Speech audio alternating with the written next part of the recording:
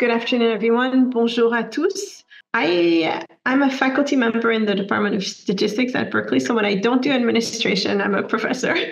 And my research for the past 20 or so years has concerned the development and application of statistical learning methods and software for addressing questions that come up in high-throughput biology. So initially, I was working on DNA microarrays, then it became high-throughput sequencing, and most recently, a big focus on my work has been single-cell assays, as well as, in the context of public health, genome-wide exposome studies, but that's not something I will talk about today. So today I will talk about learning from data in single-cell transcriptomics, or in short, RNA-Seq.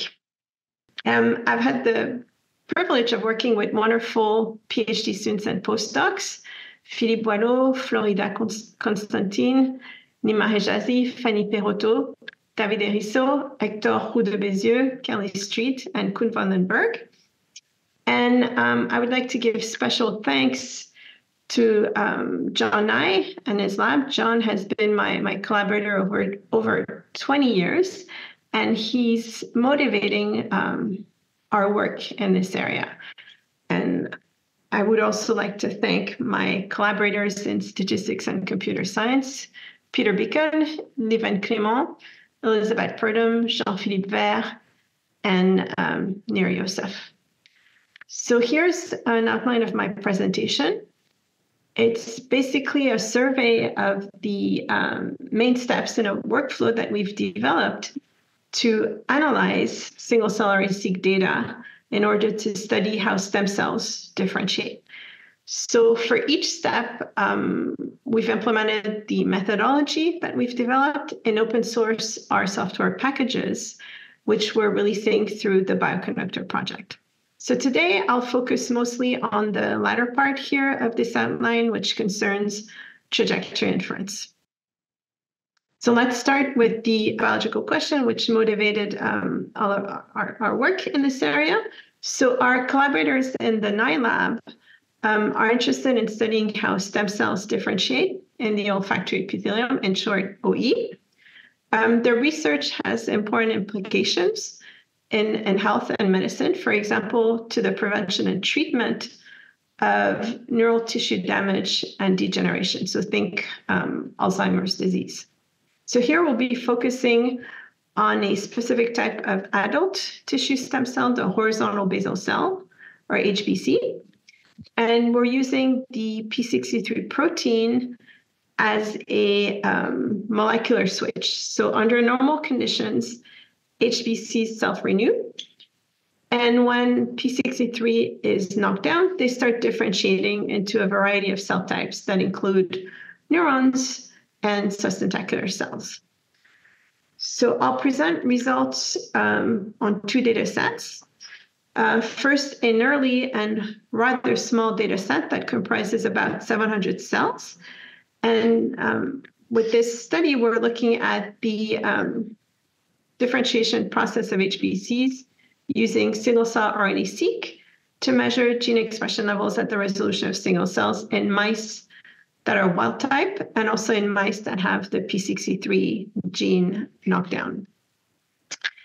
In a more recent and larger study of about 25,000 cells, we're also using RNA-seq, but now we're looking at the transcriptional response to injury in the olfactory epithelium of adult mice that were treated with methimazole at various time points after this treatment. So here's a picture, a cartoon of a mouse's head, and this is where the epithelium, the olfactory epithelium is. And the next diagram is a zoom on the epithelium to illustrate the different types of cells that we have. So the cells that we're focusing on are the HBCs. Under normal conditions, they self-renew. And then when p63 is knocked down, they start differentiating in a variety of cells, including the sustentacular cells here at the top, and neurons. So this is what we'll be focusing on, is the genetic, the gene regulation aspects of this differentiation. So very quickly, because I think most of you probably know about this, but just saying in a nutshell, for those who are not familiar with RNA-Seq, what RNA-Seq does, what single-cell RNA-Seq does. So this is a very high-level cartoon. You start with the tissue of interest. You isolate single cells. You extract the RNA. You chop up the RNA, and then you sequence these fragments of RNA. In other words, you identify the base sequence ACGU. And then you map back these small fragments to the genome. And the main idea here is that the number of reads that fall in a particular region is a measure of the level of expression of the gene. So here, our entry point will come after much preprocessing. We'll be focusing on matrices of rate count. So I won't talk at all about preprocessing like image analysis, base calling, or sequence element. I'll start here with this very large matrix that has rows corresponding to genes, so 20,000 genes often, and columns corresponding to individual cells. And the entries of the matrix are the counts that reflect the expression measure for a gene in a particular cell. So what are we trying to do here? What questions are we trying to address? Well, first, we want, with a data set like that, say our 700 cell or a 25,000 cell, we first want to figure out what are the different cell types that are represented in that data set. Also, what genes are differentially expressed between the cell types. And then the context of differentiation, how do the cells differentiate from one group to another?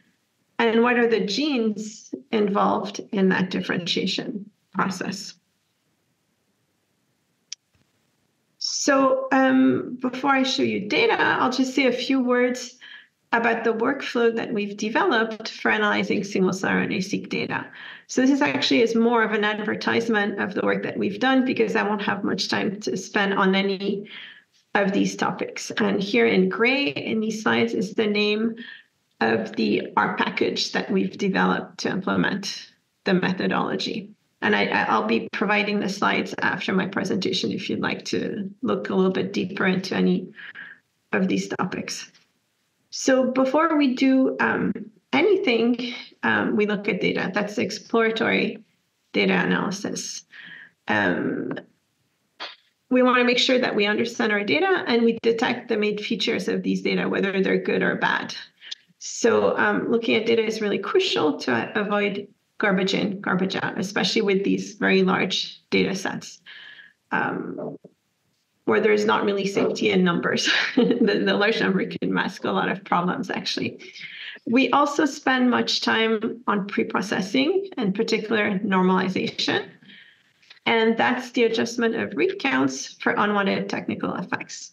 So that's a step that's often overlooked. It's very mundane, but it turns out that it can have a very large impact on the results of downstream analyses. The impact of normalization can be often higher than the impact of higher level analyses like differential expression or clustering. And I'll get back to that later in the talk. Dimensional reduction, that's a very common step in RNA-Seq and other high-throughput studies to visualize the data, and also as input to clustering methods. So we all know principal component analysis, or PCA. That's a classical method. It's valuable despite its well-known shortcomings. And we can improve on PCA in at least two ways. In a high-dimensional setting like RNA-Seq, we can introduce a regularization step, and that will induce sparsity in the principal component and add stability and interpretability. When we have control data, we can also adjust for unwanted technical effects in the dimensional reduction method itself. That's by simply contrasting the covariance matrix of the main data set with the covariance matrix of control data, where all the variation is technical.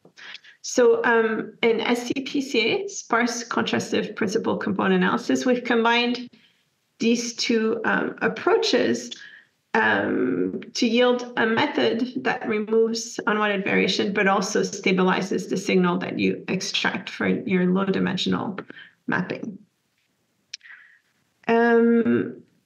let me skip to the next slide. So clustering. So clustering, this is not a topic I'll spend much time discussing today, but I just want to say a few words about the work we've done.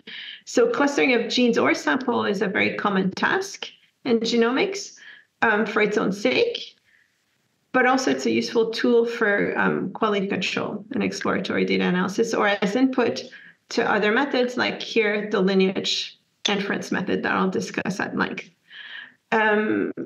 We also know that clustering is very unsatisfactory because no matter what data you give to a clustering algorithm, you'll get clusters, even if they're not there.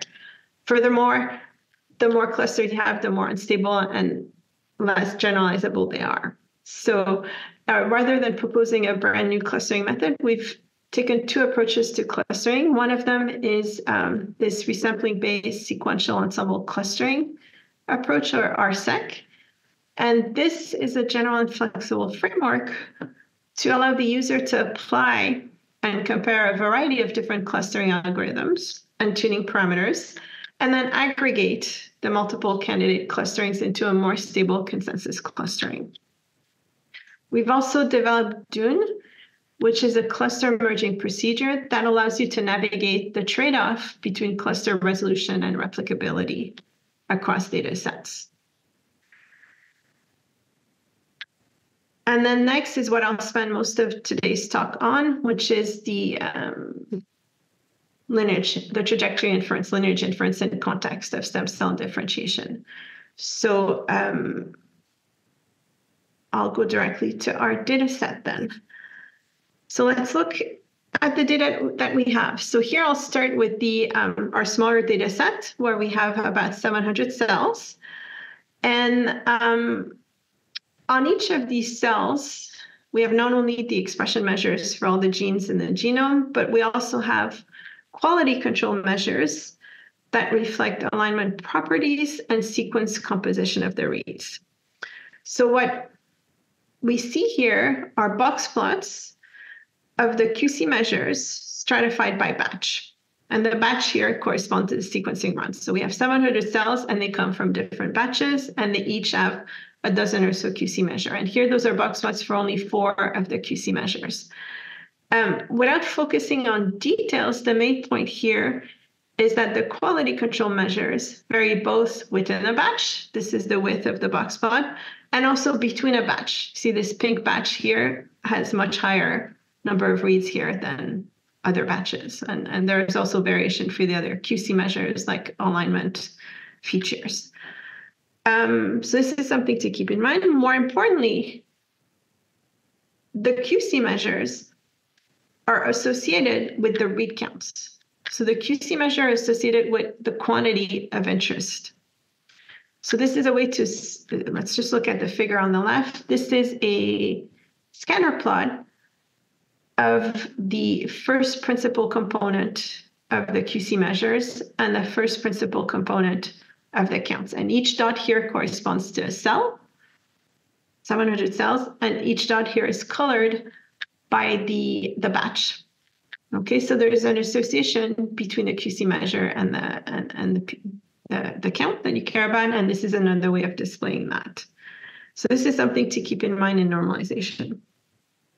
Now let's look at gene level counts. So this is our matrix with 700 columns and then rows with tens of thousands of genes. And these are box plots, 700 of them, of the log counts. And so 700 boxes, they're colored by batch. Something that we all know is there's a zero inflation. Many counts are 0. And also there's a lot of variation within and between batch. Okay, within a batch, it's technical variation only. So something to keep in mind again for normalization. And this is the same data in a different display that I find more informative. These are box plots of the relative log expression. And the relative log expression is simply the log ratio of a read count to the median read count across cells. So if you had similar distributions of read counts across cells, your RLEs would be centered at 0, and they would have the same width across. So here you can see huge variation. So this brings me to the topic of normalization. So the goal of normalization is to adjust read counts for gene level and sample level unwanted technical effects in order to allow meaningful comparison of the expression measures between genes or samples. Normalization is essential before any higher level analysis like cluster analysis or differential expression to make sure that the observed differences in expression measures really reflect the biological effects of interest and not technical artifacts. So before we embark on any normalization tasks, here are two very important questions, very basic questions. The first one is, does normalization matter? So the answer to this is yes. The choice of normalization method can have a greater impact on the result than the choice of downstream method. Okay, for example, differential expression. So you can see very different results based on the normalization. The second question is, well, which method is best? If I have a data set, how do I choose the appropriate normalization method for my data? And that's not an obvious answer. The choice of normalization is data set dependent, and we therefore need data-driven approaches and controls ideally for selecting a suitable normalization procedure. So that brings me to SCONE, the normalization framework that we've developed. So SCONE does two main things. It implements a range of normalization methods, ranging from very simple global scaling methods like DESeq, upper quartile, to more complex regression-based methods. So regression on known factors of unwanted variation, like the QC measures we saw earlier, and also regression on unknown factors of unwanted variation that we get using factor analysis methods like RUV. What SCONE does, which is relatively new, is that it provides performance measures for normalization. Okay, so the measures fall in three main groups: is how well the samples clusters according to factors of wanted and unwanted variation. So after a good normalization, you expect the samples to cluster based on biology, not technical effects. We also look at the association of the expression measures with factors of wanted and unwanted variation, and we also look at between sample distributions of expression measures. And I should say that we've used the SCONE framework for the normalization of other types of omic data, including adaptomics and metabolomic data. So you can adapt the expression measure, and you can expand the catalog of performance measures to assess your normalization. So we went back to our P63 data set and applied and evaluated 172 normalization procedures. So that's a huge number, right? Typically, when you have your data, you try one or two, you look at the results. So here we're really throwing a very large spectrum of normalization approaches, and we're trying to figure out which of the one is appropriate. So we for each of these methods, we computed 7 performance measures, and we displayed these performance measures using a biplot. So each dot here corresponds to a normalization method, and the arrows here correspond to the 7 performance measures. And we've colored the dots for the 172 normalization methods based on the average performance measures. So yellow means it has a high performance measure. Blue, it has a poor performance on average based on our metrics. So the good normalization methods are the one here. And for our data sets, the best performing methods involve full quantile normalization, where you match the quantiles across samples, and also some correction for QC. And that's not surprising because if we go back to the original data, there was huge variation between cells and also an association of the read count with QC. So let's look at what the data look like after normalization. So as expected, the RLEs stabilized a lot. They're not quite centered at 0, but closer. And the boxes are definitely of more equal width and more aligned. And as a sanity check here, we did the same box plots, but looking only at housekeeping genes. So housekeeping genes are genes that are expected to be constantly expressed across cells. So there's still some variation, still some technical noise, but much less than before normalization. And same thing, we've reduced the association of expression measures with QC measures. So now let's get to the main part of the talk, which is the trajectory inference. So if you remember, we wanted to examine how HBCs differentiated into other cell types involved in neurogenesis. So we developed Slingshot as a flexible and robust method for inferring the lineages, as well as pseudotimes on the lineages. So here, pseudotimes, they're not necessarily chronological times, but they refer to the position of cells on lineages in terms of their transcriptional activity.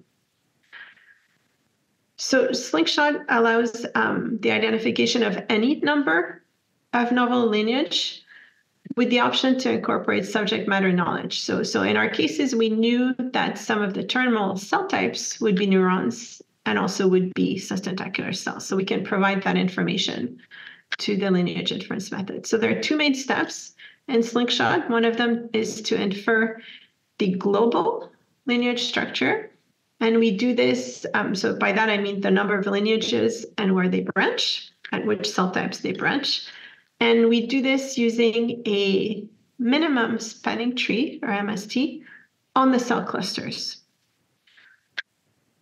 And the second main step of Slingshot is to infer the pseudotimes of the cells. And for this, we use simultaneous principal curves. You can think of this as a symmetric version of robust local regression, LOS, if you want. So here's a diagram with the main steps of Slingshot. So we cluster our cells, so our 700 cells. For this, we used RSEQ. Then we do a dimensional reduction step. And we build the minimum spanning tree on the clusters. Then we fit the simultaneous principal curves. And then we project the cells on the simultaneous principal curves to infer their pseudotimes. So we applied Slingshot to the P63 dataset, our 700 cells. We used RSEQ, and then RSEQ identified the main types of cells that we would expect for this differentiation of HBCs. So of course it grouped the HBCs, but it also identified globose basal cells, microvillus cells, and various types of neurons, mature and immature neurons. We also used supervision for the leaf nodes. We knew that we would expect sustentacular cells, microvillus cells, and neurons, so we give that information to Slingshot. Only the first had an effect, okay? And however, without supervising Slingshot, we would have drawn the known false conclusion that sustentacular cells could develop into GBCs, which just doesn't make sense biologically. So here it was important to have the ability to tell Slingshot, these are the terminal cell types that we expect from biology. So Slingshot identified 3 lineages. One lineage goes from HBCs to sustentacular cells. Another one goes to microvillus cells via globose basal cells. And then one of great interest goes to neurons via globose basal cells. We also applied Slingshot to the larger data set of 25,000 cells to examine the response to injury in the olfactory epithelium. And here we also provided leaf nodes, known leaf nodes to Slingshot, so sustentacular cell neurons and regenerated HBCs. And here Slingshot identified 3 lineages, one that goes from the activated HBCs to sustentacular cell, one to do the neurons via GBCs, and one to regenerated HBCs. And this is the trajectory viewed in UMAP, in 3D UMAP representation. So we have a method that tells us what are the lineages, what's the trajectory.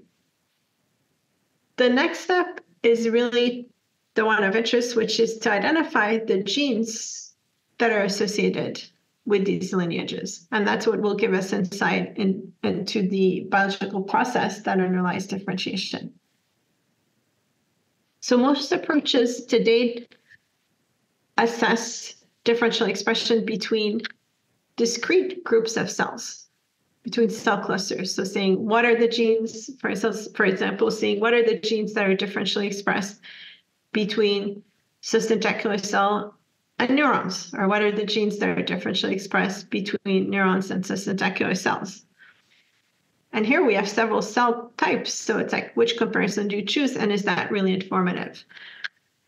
So what we tried to do with TraitSeq was to leverage all the information that we have from the continuous nature of the trajectory. In other words, leverage the pseudotypes. So TraitSeq is based on a negative binomial generalized additive model, or NBGAM. And it allows the flexible inference of within lineage differential expression by detecting association between gene expression and pseudotypes over an entire lineage, or between points or regions within the lineage. But it also allows us to look at differential expression between lineages.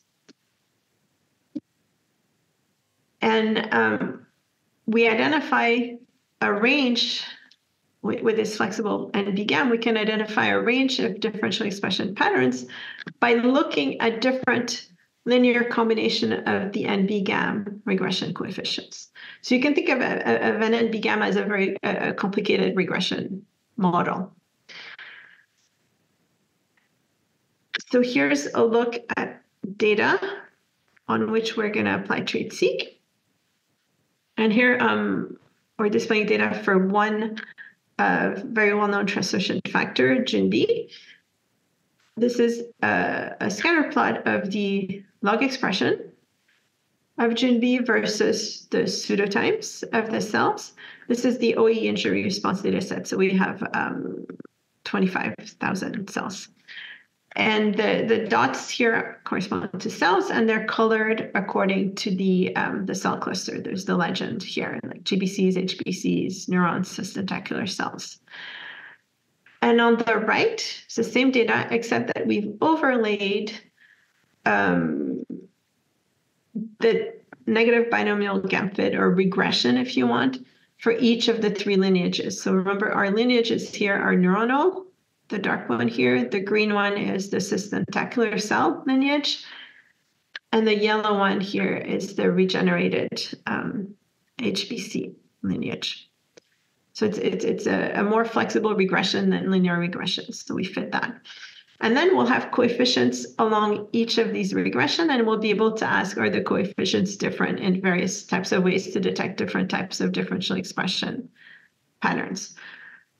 So here are the mathematical details of the NBGAM.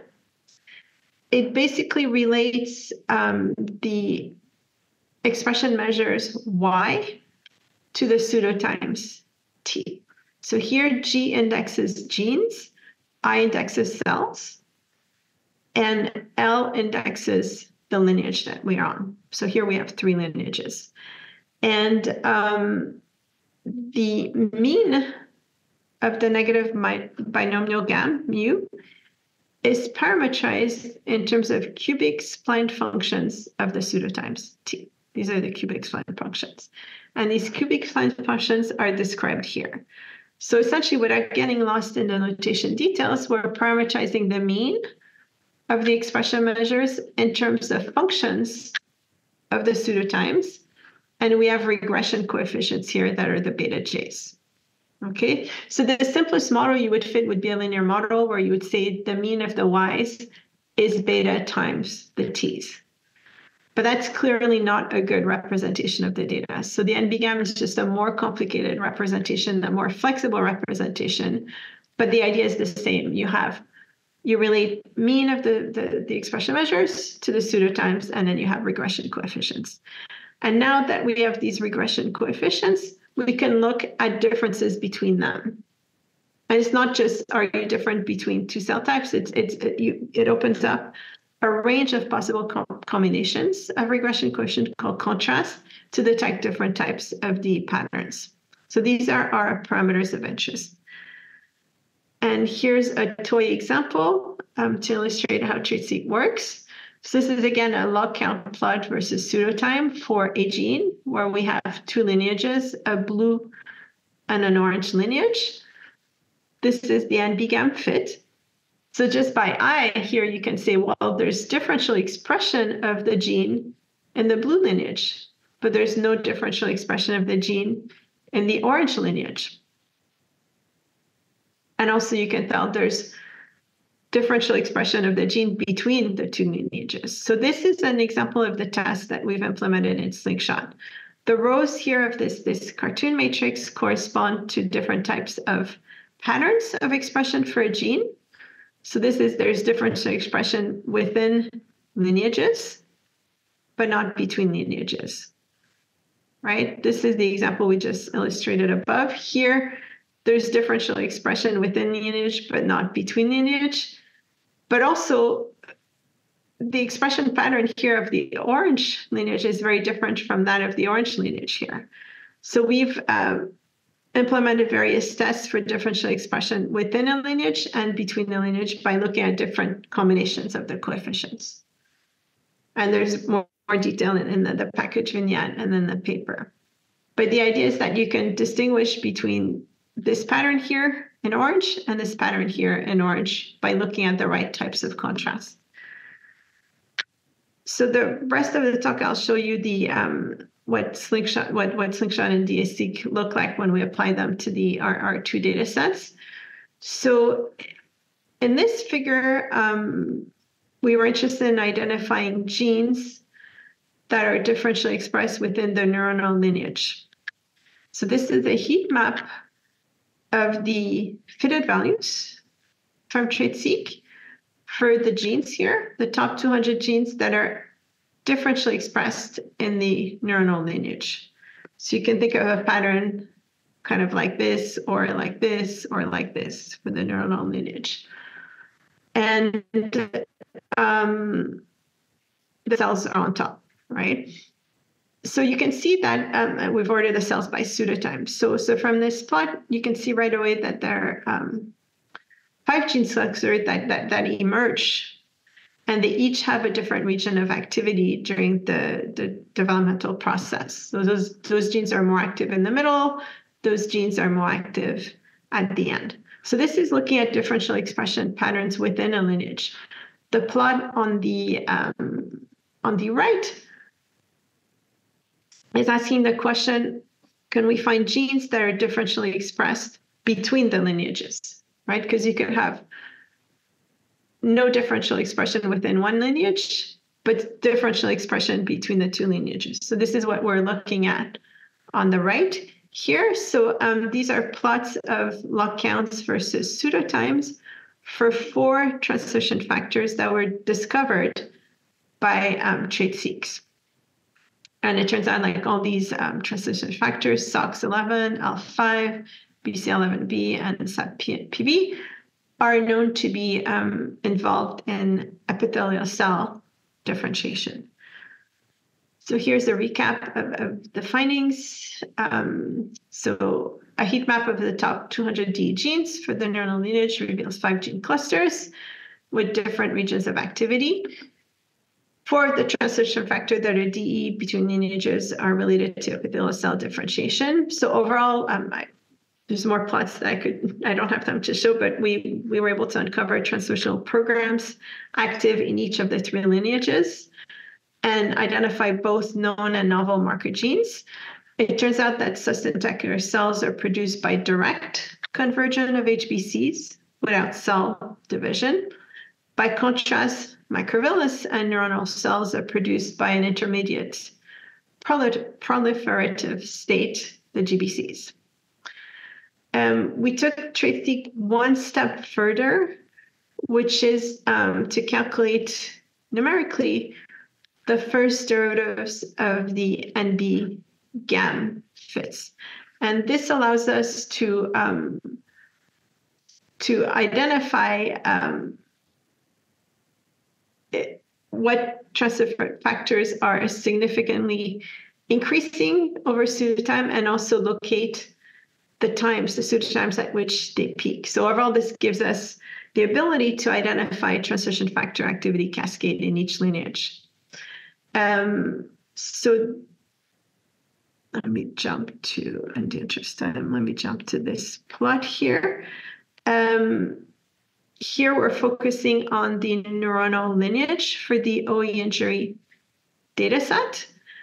And we're looking at all transcription factors in this data set. So it's about 1,500. So those are the rows. And these are the fitted values from TraitSeq. And we've sorted the transcription factor, the rows, by peak time. The order is always pseudotime here. Here, it's the same data, but instead of sorting the rows by the transcription factor by peak time, we've just clustered them. Okay, so this analysis allowed us to identify transcription factors that are most active at each part of the development process. So here's a summary of this. So using the first derivatives of the NP-GAM, we're able to identify TF activity cascades in each lineage. This allows us a grouping of TFs based on their sequential activation profile, and also enabled the functional annotation of the biological process that are active along development. So as a next step, we applied gene set enrichment analysis to the TF clusters that we got from this analysis. And this revealed the processes that are activated by the TFs at various stages of differentiation.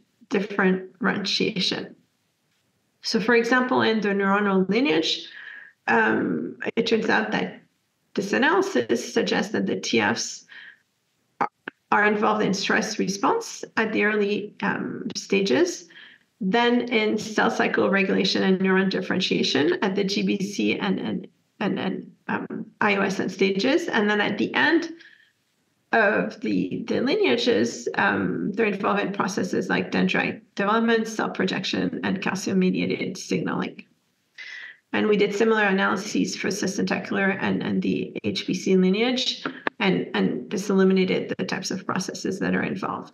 So overall, we found that applying slingshot and then TraitSeq later for D revealed that the stem cells in the olfactory epithelium use divergent strategies to generate the major cell types of the epithelium. And there are also numerous step-like transitions in the neuronal lineage, but fewer and more gradual changes in the cystentacular lineage. And I'm just looking at time. I think I should probably stop here for questions.